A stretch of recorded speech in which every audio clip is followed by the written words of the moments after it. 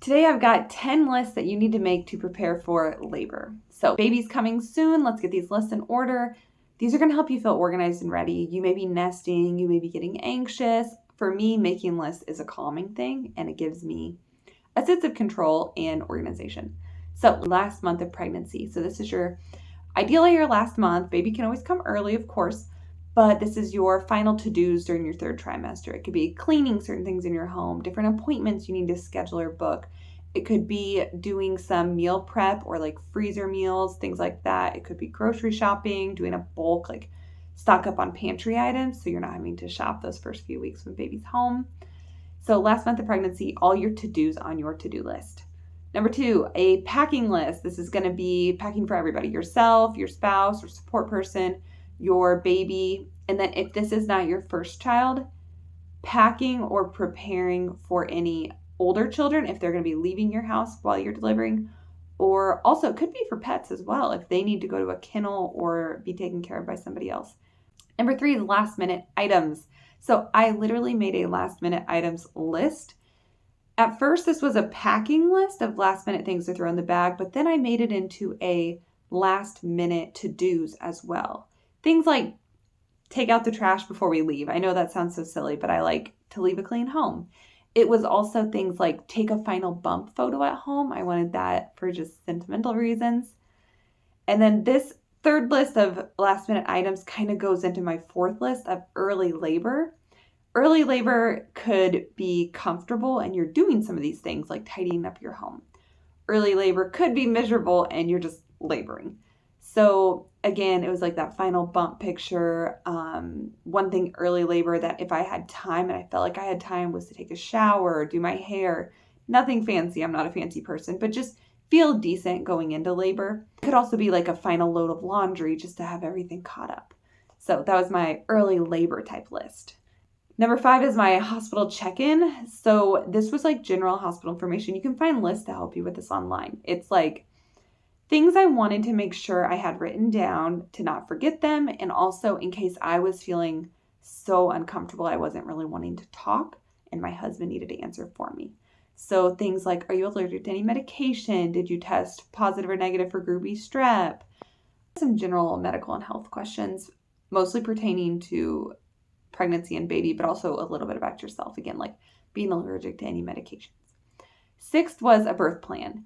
It's up to you how in detail you want to go on a birth plan, or if you even want to present this birth plan to anyone.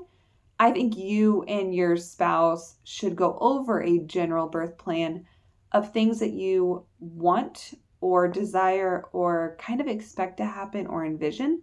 Birth does not go according to plan, but I think it is nice to know what you're thinking. You know, if your husband thinks you're getting an epidural and you think you're laboring naturally, you're clearly not on the same plan. So it's a good time for communication and creating this birth plan. Up to you if you want to give it to your nurse, to your doctor. You should ideally go over it with them. But again, up to you on how comfortable you are with being overly...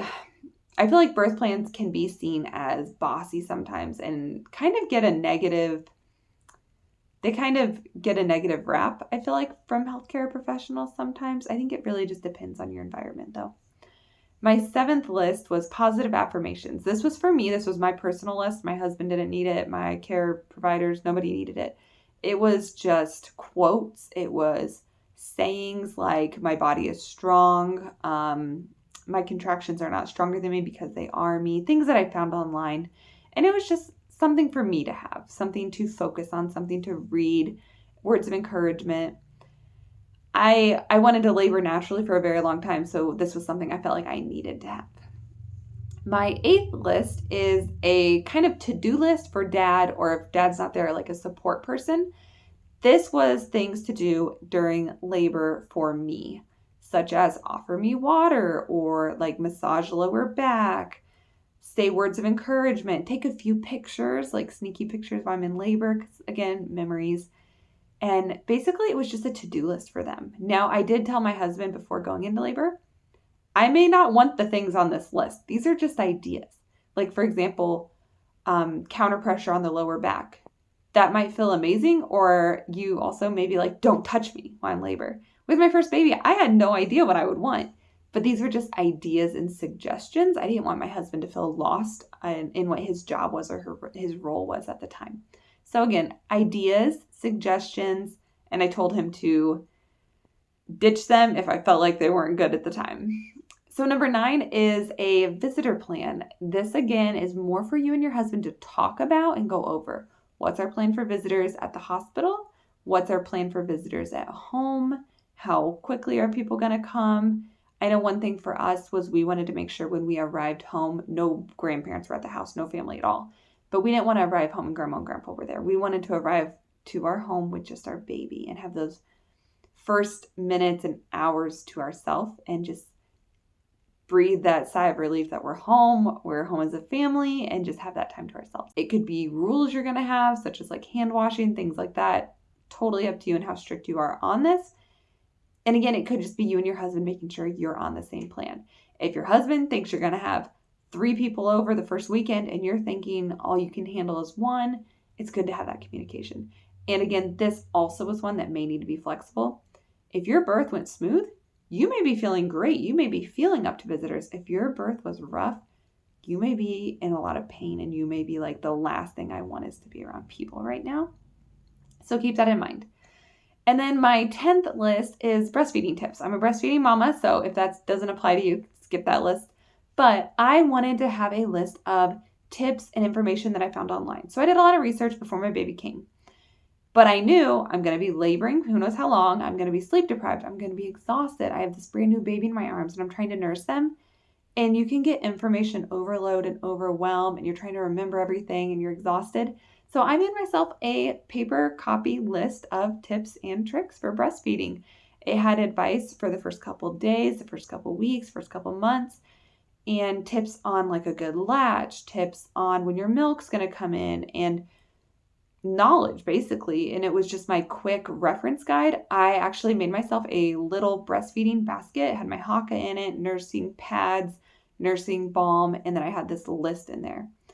I didn't make a huge breastfeeding cart like some people do. I didn't go crazy with it, but I had a little basket and I kept that paper in there. Basically, it was like a quick reference sheet. And I really enjoyed that. And it was definitely helpful because you may not realize the problem you're experiencing. You read that list, you go, oh, here's a quick solution. So those are my 10 lists for preparing for baby, preparing for labor, delivery, postpartum, that last month of pregnancy, all that jazz in that window of time. So comment below if you have any lists that you made that you think would be helpful to share with other moms. Make whatever lists apply to you. You do not need to make 10 lists like I did. Again, these are talking points. These are thoughts to have. They're communicating with your partner. They're setting expectations. And they're just conversation starters more than anything. So get prepared for baby, and I hope this helps. I will have in the description the full article that's written out. So you can check that out. And some of these things are listed specifically on there, like breastfeeding tips are listed. So that can be a resource for you. So check out the comments and like, subscribe, and follow if this is the kind of stuff that you're needing in life right now. Thanks so much. We'll see you next time.